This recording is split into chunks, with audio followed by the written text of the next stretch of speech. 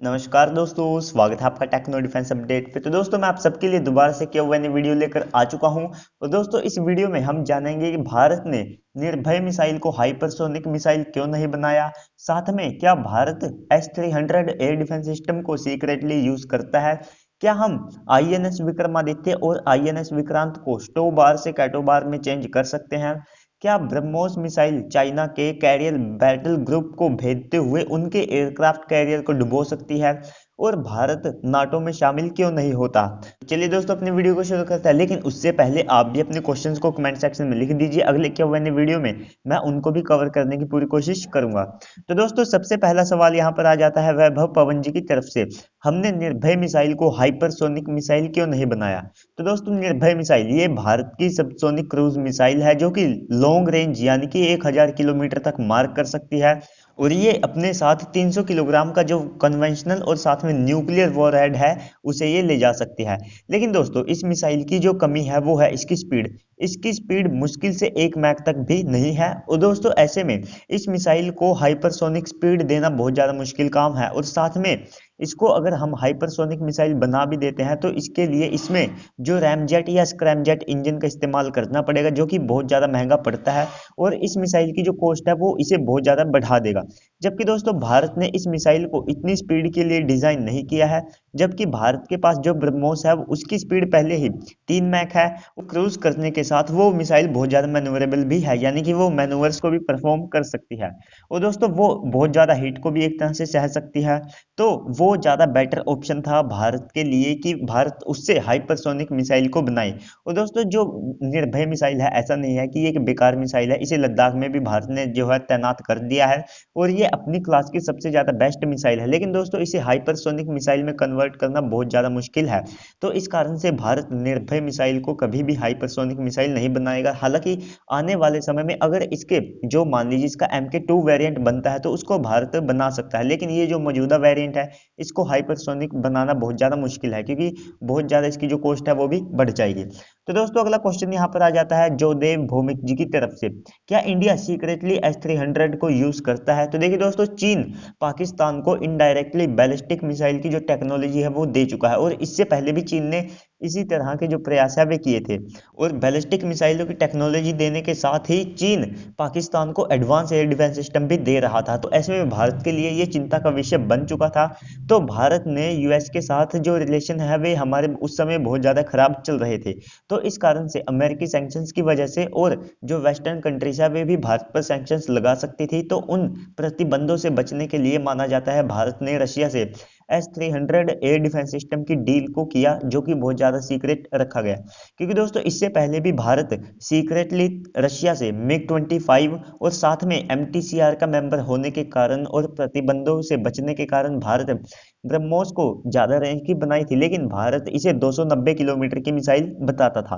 तो दोस्तों भारत S-300 की 3 बैटरी इस्तेमाल करता है ऐसा माना जाता है। और खुद चीन भी मान चुका है कि भारत ने लद्दाख में S-300 एयर डिफेंस सिस्टम को भी तैनात कर रखा है।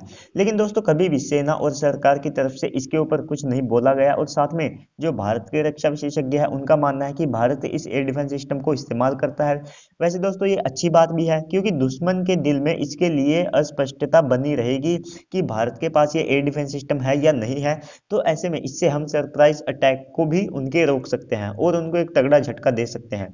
तो दोस्तों इसके ऊपर क्लियरली कहना बहुत ज़्यादा मुश्किल है कि भारत इसे इस्तेमाल करता है या नहीं करता है। हालांकि बहुत से प्लेटफॉर्म है वे मानते हैं कि भारत इस एयर डिफेंस सिस्टम को इस्तेमाल करता है और साथ में बहुत से रक्षा विशेषज्ञ भी मानते हैं। लेकिन कुछ जो मीडिया प्लेटफॉर्म है उनका कहना है कि भारत ने कभी भी इस तरह के एयर डिफेंस सिस्टम को इस्तेमाल नहीं किया।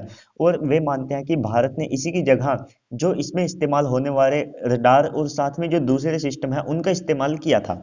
तो दोस्तों अगला क्वेश्चन यहाँ पर आ जाता है हर्ष त्रिपाठी जी की तरफ से। Can INS Vikrant and INS Vikramaditya can be converted into ski jump to CATOBAR aircraft carrier.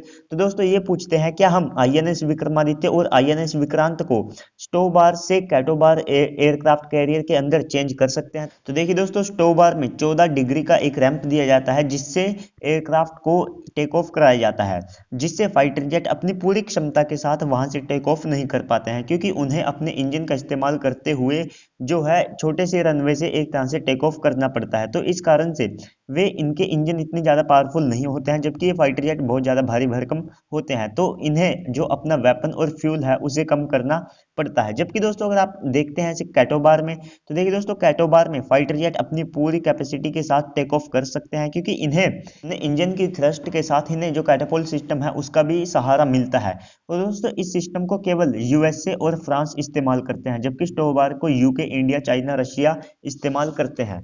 तो देखिए दोस्तों जो आईएनएस विक्रांत और आईएनएस विक्रमादित्य है, ये कन्वेंशनल एयरक्राफ्ट कैरियर है, जबकि कैटोबार को बहुत ज्यादा इलेक्ट्रिसिटी चाहिए होती है, जो केवल एक न्यूक्लियर पावर्ड एयरक्राफ्ट ही एक तरह से प्रोवाइड करा सकता है। और स्टोबार की तुलना में जो कैटोबार सिस्टम होता है ये बहुत ज्यादा महंगा पड़ता है। जो फ्रांस का एयरक्राफ्ट कैरियर है वो केवल 40,000 टन का एयरक्राफ्ट कैरियर है। न्यूक्लियर पावर्ड एयरक्राफ्ट कैरियर होने के कारण से वे इसे आईएनएस विक्रमादित्य से भी बड़ा नहीं बना पाए।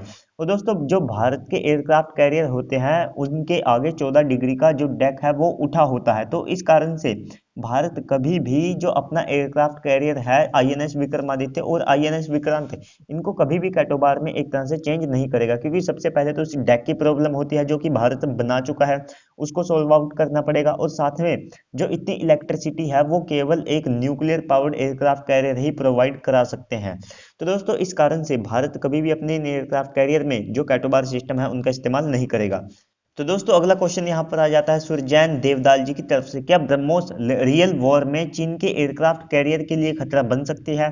तो देखिए दोस्तों जो अमेरिका के मुकाबले अगर आप कंपेयर करते हैं चाइना के कैरियर बैटल ग्रुप को, तो इनकी रेंज केवल 400 किलोमीटर तक होती है, यानी कि 400 किलोमीटर का जो घेरा है उसे बनाकर ये चलते हैं। जबकि अमेरिका के जो कैरियर बैटल ग्रुप होते हैं उनका घेरा 600 किलोमीटर तक का होता है। और दोस्तों भारत ने अपनी नेवी को 38 एक्सटेंडेड रेंज की जो ब्रह्मोस मिसाइलें हैं वे दे चुका है। और साथ में अगर हम आईएनएस कोलकाता क्लास के डिस्ट्रॉयर से, जो कि स्टेल्थ डिस्ट्रॉयर है, उनसे हम ब्रह्मोस को लॉन्च करते हैं तो हम बड़ी आसानी से इसे लॉन्च कर सकते हैं और उनके एयरक्राफ्ट कैरियर को डुबा सकते हैं। क्योंकि जो भारत की सबसे पहली ब्रह्मोस की समस्या थी किसी भी एयरक्राफ्ट कैरियर की रेंज से दूर होकर उनको डुबोना, तो वो ये थे कि ब्रह्मोस की रेंज केवल 290 किलोमीटर थी, जबकि अब ये 450 किलोमीटर तक हो चुकी है। और जो चाइना के कैरियर बैटल ग्रुप होते हैं उनकी रेंज केवल 400 किलोमीटर तक होती है। तो ऐसे में हम 50 किलोमीटर दूर रहकर भी आईएनएस कोलकाता से, जो कि स्टेल्थ डिस्ट्रॉयर है, उससे इसे लॉन्च कर सकते हैं। और दोस्तों ये डिस्ट्रॉयर अपने साथ 16 ब्रह्मोस को ले जा सकता है। और जो ब्रह्मोस मिसाइल है इसकी स्पीड 3 मैक होने के साथ ये दुनिया की सबसे ज्यादा फास्टेस्ट सुपरसोनिक क्रूज मिसाइल है, जो कि बहुत ज्यादा मैन्यूवर्स को परफॉर्म कर सकती है। और आईएनएस कोलकाता उनके कैरियर बैटल ग्रुप से बाहर रहकर, यानी कि उनकी रेंज से बाहर रहकर इसको बड़ी आसानी से लॉन्च कर सकता है। जबकि दोस्तों उनके जो डिफेंस सिस्टम है उनसे बचने के लिए जो भारत की ब्रह्मोस मिसाइल है ये 5 मीटर के एल्टीट्यूड पर भी जो क्रूज है उसे कर सकती है और अच्छे मैन्यूवर्स को ये परफॉर्म कर सकती है। तो दोस्तों जो चाइना का कैरियर बैटल ग्रुप है वो बड़ी मुश्किल से, मान लीजिए भारत उनके ऊपर 8 मिसाइलें भी लॉन्च करता है, तो इतनी कम रेंज के अंदर इतनी फास्टेस्ट मिसाइल को रोकना उनके लिए एक तरह से इम्पॉसिबल होगा।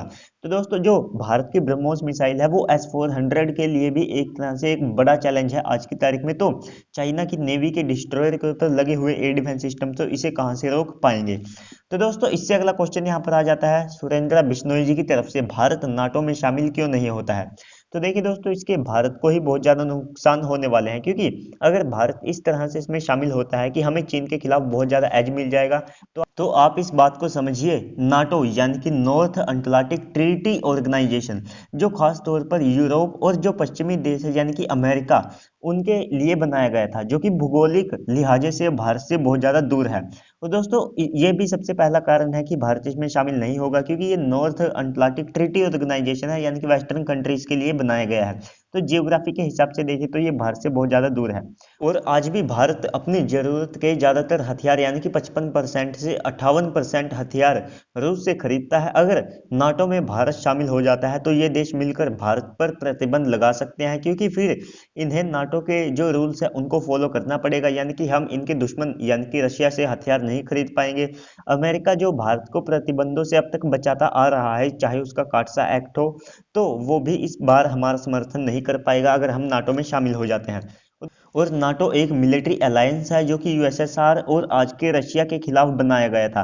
और दोस्तों भारत कभी भी नहीं चाहेगा कि हम मिलिट्री तौर पर रूस के खिलाफ खड़े हों, और ये खास तौर पर जो रशिया की ताकत है उसे रोकने के लिए बनाया गया था।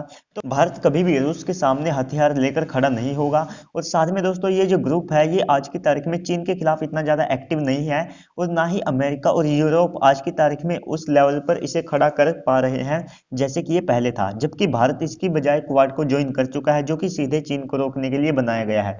और दोस्तों इससे भारत को एक नुकसान ये होता, आप सबको पता है कि अमेरिका सारा साल एशिया में पंगा करके रखता है और मिडिल ईस्ट में वो युद्ध करता रहता है।